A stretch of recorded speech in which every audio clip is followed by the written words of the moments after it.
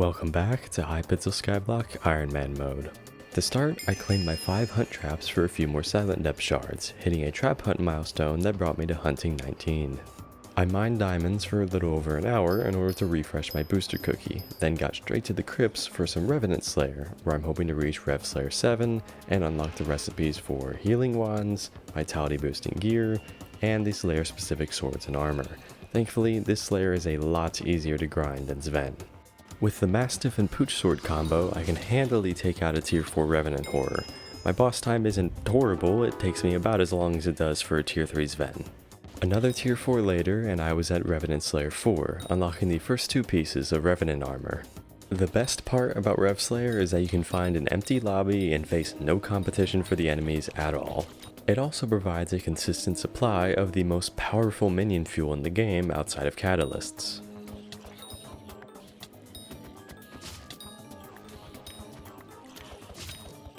Rev Slayer 5 gives you a free Revenant minion and unlocks the final piece of Revenant armor.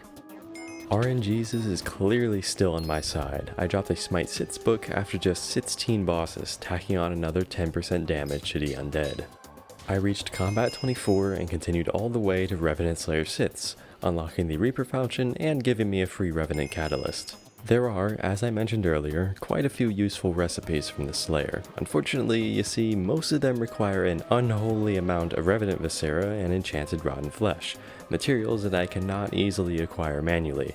I'm gonna need to set up some zombie and spider minions, more on that later.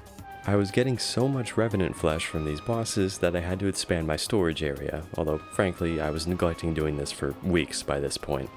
So I've just run into a coins issue with Revenant Slayer. I need 80,000 more XP, and at 500 XP per Slayer and 50,000 coins per Slayer, I need 8 million more coins. Which means I need to do another hour of diamond mining. Let's go. It's actually more like 40 or so minutes. My Battle Pet, mining fortune perks, and increasing mining level allow me to get about 11 to 12 mil per hour. Speaking of, I hit mining 47, which also pushed my Skyblock level to triple digits. I couldn't use it yet, but I managed to drop a beheaded horror used to craft the Reaper mask before I even hit 50 bosses killed. I had about 156 bosses to go, and at an average time of 1 minute per quest, that means I had just under 3 hours to go to reach my goal of Slayer level 7. I got a Revenant shard, which is cool and all, but its attribute is pretty much useless till I start dungeons. An actually useful attribute though is from the Sycophant mini-boss shard, which essentially just replicates the Vampirism enchant. I soon hit Combat 25. I feel like combat level ups are the most valuable of any given skill level up. 4% extra damage is just far more significant than plus 4 mining fortune or plus 4 farming fortune. As soon as my bits built up, I purchased a champion book for my Pooch Sword to get that little bit of extra combat XP for spawning Rev bosses, and I also went ahead and got Compact for my Titanium Drill and Absorb for my Ats. I really don't like how this ghoul is touching me. I dropped a second Smite Sits book, which I'll actually need to eventually apply to a Reaper Falchion. Here it is, the final boss to reach Slayer level 7. I'll let this play out in full. I do enjoy this Slayer to some extent, but being able to take knockback is still such a pain in the ass. I swear, as soon as I can use Diver's Armor, I will dedicate an entire episode to getting the attribute that eliminates taking knockback. That's how much I despise it. And there we go. Now again, I can't craft most of this right now, even if I wanted to, but this gear is kind of nuts and will definitely be the focus of a future episode. There is some stuff I can craft though, like the Wand of Healing and Zombie Rank. Look, the 4 hours I spent doing Rev Slayer were definitely worth it for the plus 2 magical power, you gotta believe me. Let's move on to getting my next drill upgrade, the ETS455. This is my most extensive mining project yet, requiring, in total, 5 golden plates, 17 refined titanium, 25 refined mithril, which thankfully I already had, 5 enchanted iron blocks, and 10 refined diamonds. No biggie, that's only 5 different types of ores. The most obvious one to start with is diamonds, which are starting to appear in my dreams with how often I'm over here. I stopped after gathering enough to forge the 5 refined diamonds needed for the golden plates. Mining gold is a lot more satisfying because you don't have to worry about sticking to a route in the mines of Devon. It's too bad it makes less money than diamonds, or I'd be doing this constantly. Like taking candy from a baby.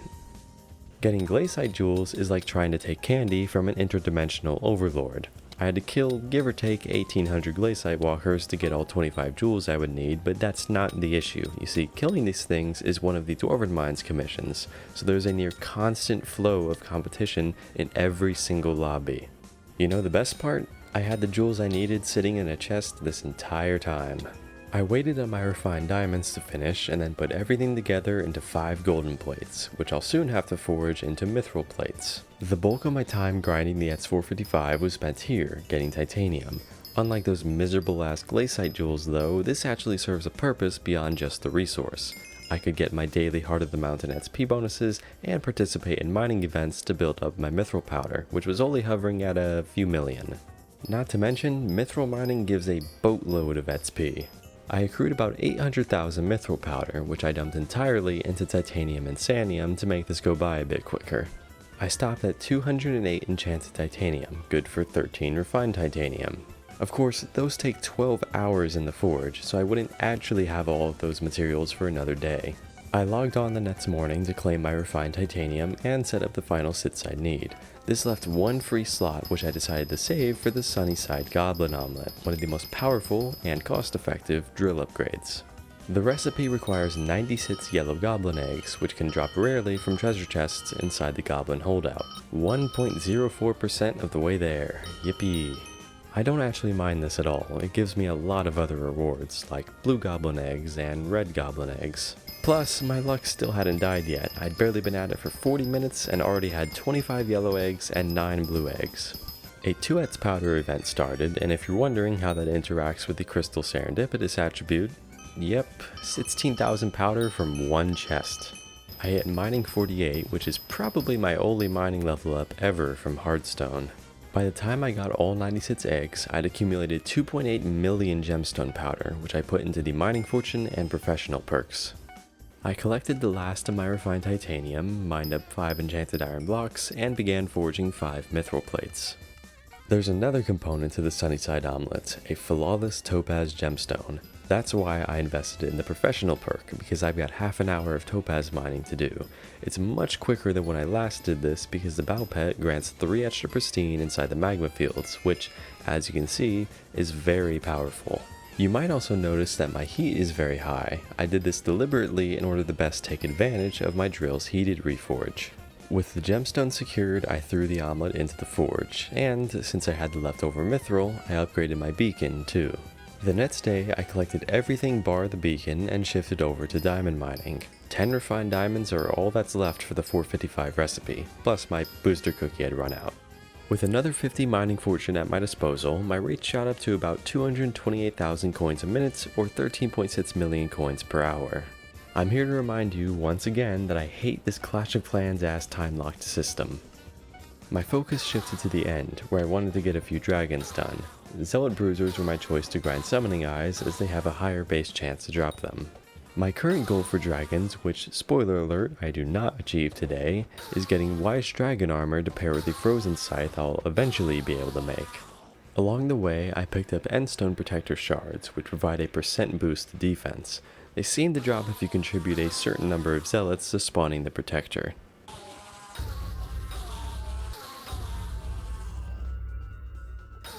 Quick intermission to celebrate Combat 26.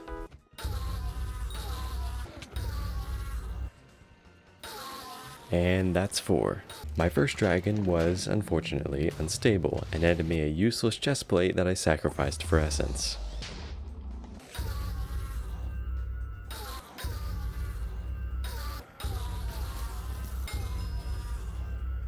I wish I could say the second dragon was better, but it was unstable, again, and the Draconic Sacrifice didn't give me any useful bonus rewards either. In fact, my most useful loot was 49 Bruiser Shards, allowing me to nearly max an attribute that greatly increases damage against ender mobs. Do you remember earlier when I said I had to put together some zombie and spider minions? I sure didn't, so let me just... There. I also added some fishing minions since I need a lot of fishing XP.